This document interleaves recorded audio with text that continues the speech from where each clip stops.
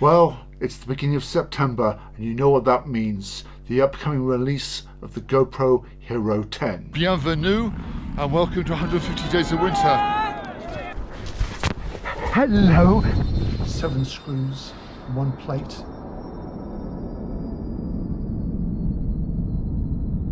Now, recent leaked photos show what the camera and the packaging and subsequently the spec of the camera will look like. Externally, the GoPro 10 is unsurprisingly identical to the GoPro Hero 9.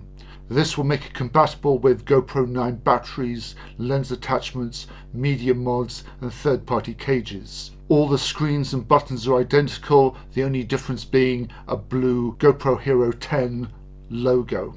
I know people who wanted a larger touchscreen will be disappointed.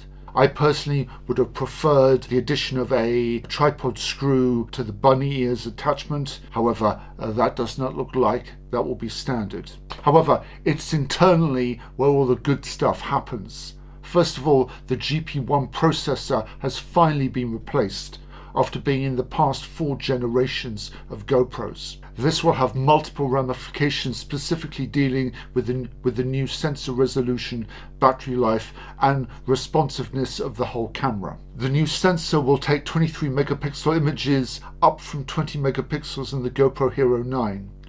The GoPro Hero 9 used a Sony A6500 sensor, and there is no information whether the 10 will stick with Sony.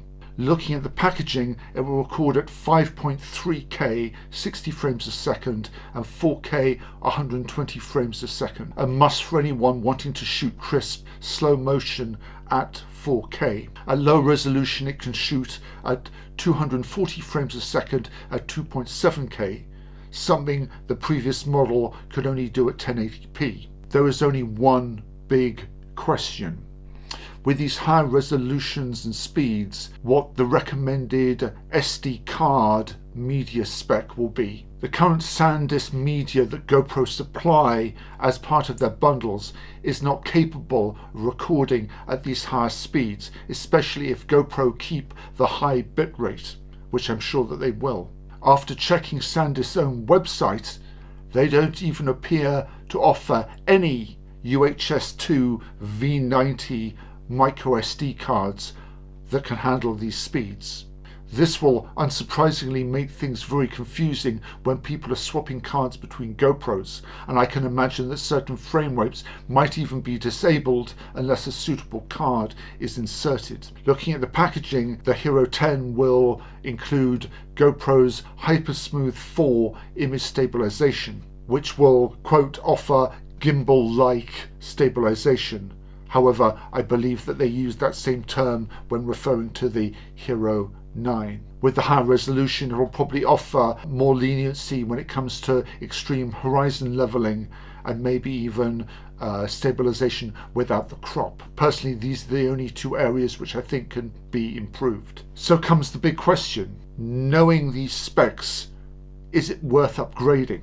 Presumably the price of the item will stay the same as the launch price of the Hero 9, sold in a bundle with a case, an SD card, etc.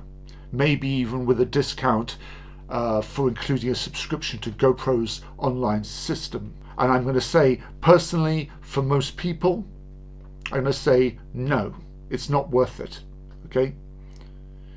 Even with the GoPro Hero 9, people with even slightly older computers were having trouble dealing with the H.265 codec, with lengthy proxy processing before and after editing. And unless you're lucky enough to have an NVIDIA 3000 graphics card, then this will only become more of a problem.